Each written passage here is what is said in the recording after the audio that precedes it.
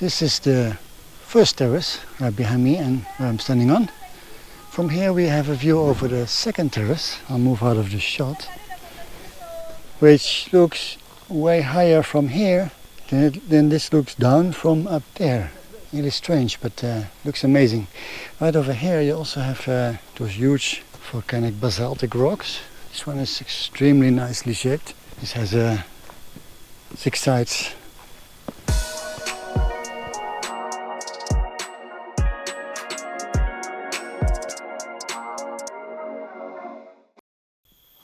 Welcome back at the second and last episode in my apparent mini-series about Gunung Padang. If you haven't seen the first one, go watch that first, as I laid out there what the Gunung Padang site is and why it has become so famous in recent years. I'm not doing a short version of that layout, as we have much more to discuss and I don't want this video to become super long. One of the main pushers for the ancient pyramid theory for Gunung Padang is Indonesian geologist Denny Hilman Natawidjaja. Natawidjaja et al. Is referred to as Natawidjaja in this video. This expert in earthquake geology and geotectonics led an archaeological survey at the site between November 2011 and October 2014.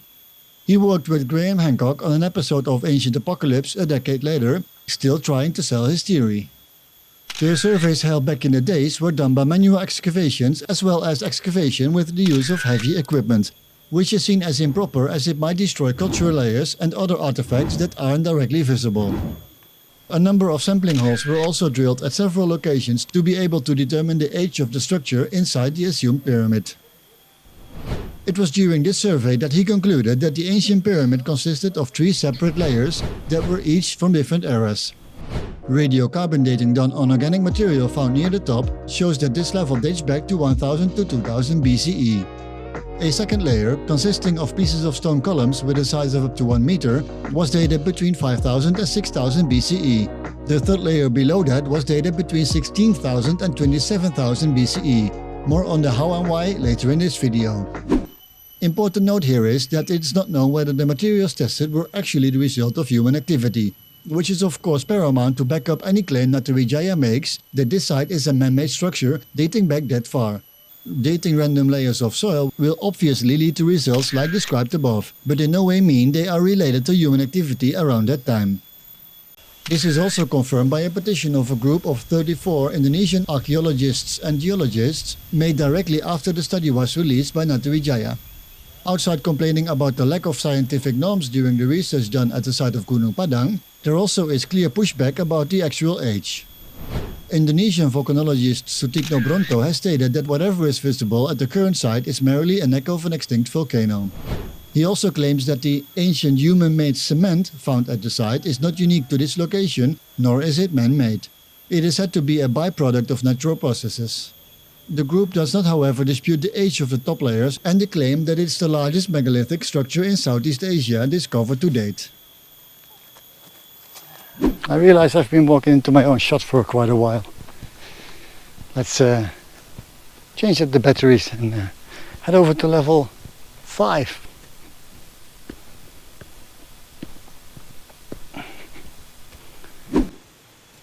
We need to take a closer look at how the excavations under Natawidjaja were done, as this sheds some light at his apparent need to discover things or obscure things by just creating a lot of noisy data. It all started in the early 2010s, when Natawidjaja organized small excavations that didn't reach all too deep. It escalated from there when in 2013 former President Yudhoyono was seemingly actively involved in organizing a massive excavation at the site.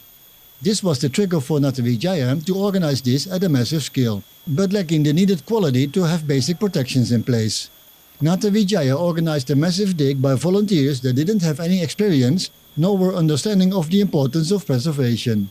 In a later excavation in 2014, soldiers were drummed up that started digging with crude tools. These were also not trained professionals for this job and did only dig, as they were instructed to.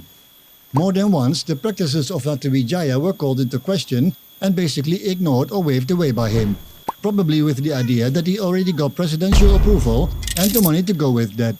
He received some $300,000 equivalent in funds from former President Yudhoyono's team, for example.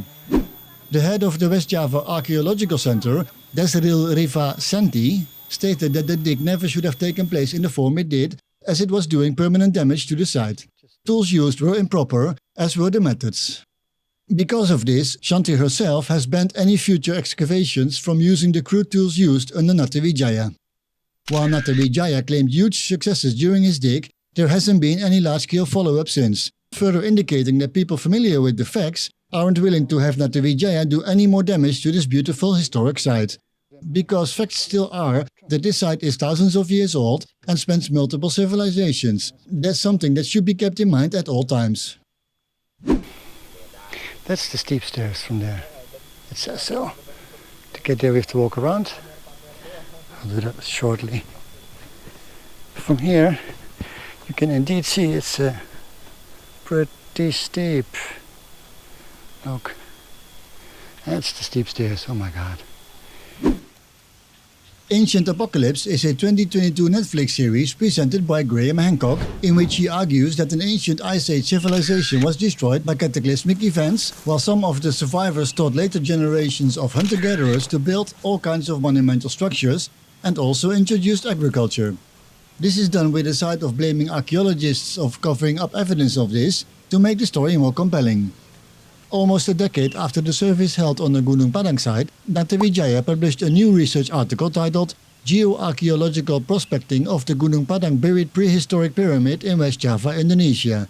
This republication was released around the time Netflix released its Ancient Apocalypse series with Graham Hancock, but is based on his work a decade ago.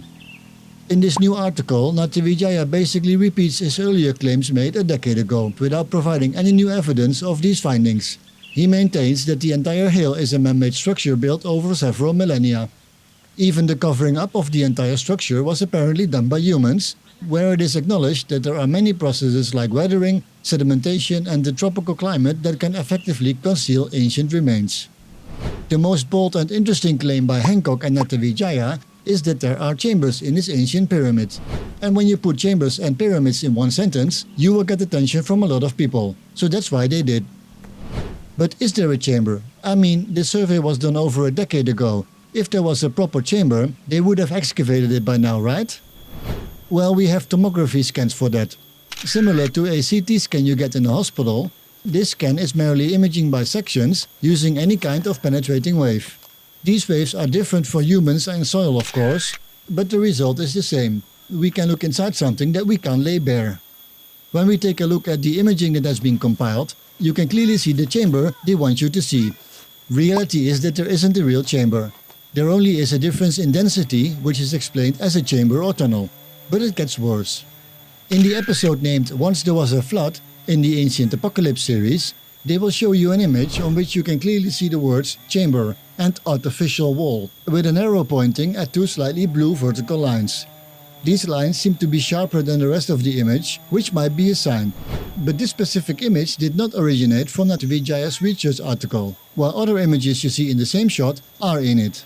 It might be Netflix altering the story Natawidjaja wanted to tell here, as it's a known fact that interviews with other scientists that were conducted for the Ancient Apocalypse series were adapted to fit the narrative of the series. In this case, Natawidjaja should have taken a stronger stance on what he had to say and not what Hancock wanted to make out of it, being the lead scientist for this episode. And then there is the fact that this potentially groundbreaking find hasn't been followed up at all, which for me is an indicator that it's just not there, just by the sheer absence of any follow-up on this fact. And this looks amazing. Absolutely stunning. Oh wow. I think this is the best place, best spot. You can see there layers. There's a layer here. There's a pile of something, and then there's the second terrace over there with the big tree. Outside the points I've made above, there's more to say about the research article that was submitted to Wiley.com by Natawidjaja in late 2022. With the help of an article by Costopoulos with the University of Alberta, Canada, we're going to look at some of the counterclaims, or debunks if you will. Costopoulos has published multiple articles on his website that are written in language that more people can read and understand compared to a research article published as is, which comes in handy here, also for me obviously. That's a good one here. After walking around the site for a few hours, it's clear that this hill is one of 1,000 in the area, with the main difference being that this one does not have too many trees on it.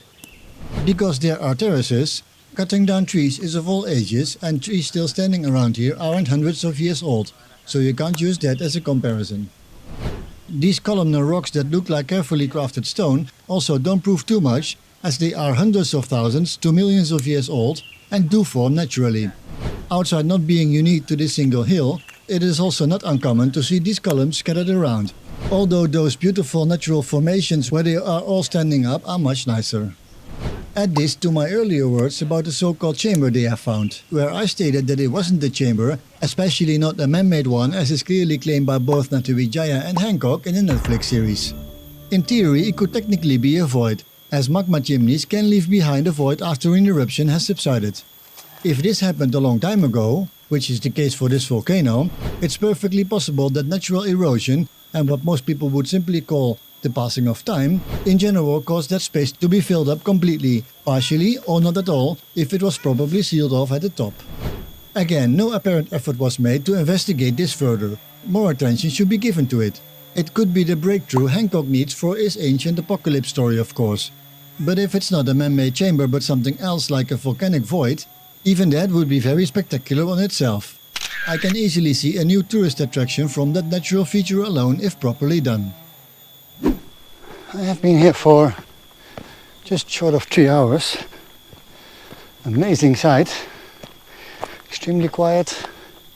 It's a normal weekday, which probably makes a difference. And canteen, prayer room. Now we're going to get back to the road. I would revert back to what Dutch historian Verbeek wrote in his Oudheden van Java in the late 19th century. He noticed that Gunung Padang is probably an early Hindu shrine. In his time, but even more so today, this makes perfect sense, as the first documented arrivals from the Indian subcontinent date back over 2000 years now, as discussed earlier in this video. Verbeek also mentioned that the site was likely a burial site though, of which no evidence has been found. There are no human remains buried here that we know of, as none of the excavations done here have ever resulted in human bones being uncovered. So no, the Gunung Padang site is not a man-made structure that dates back 27,000 years and multiple civilizations, and no, there are no underground man-made chambers that are linked to each other just like you would find in a pyramid. This is all merely speculation and bait by Natawidjaja and Hancock in the hope that they can spin this a few more episodes on Netflix or the History Channel for some sweet cash.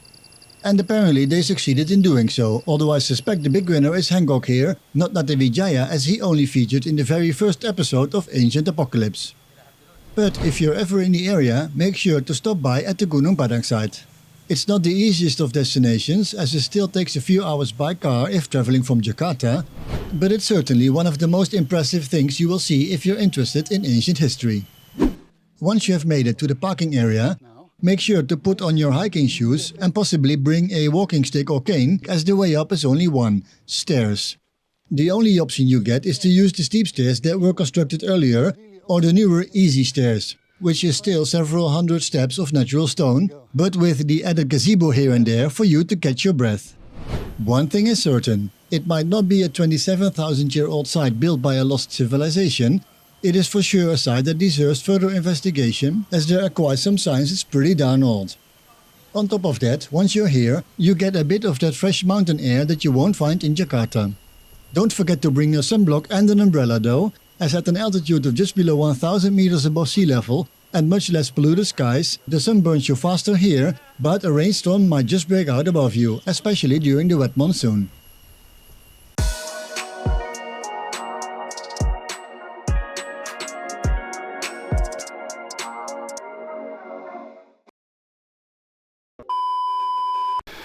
Oh my, this is a terrible stairs to talk while walking.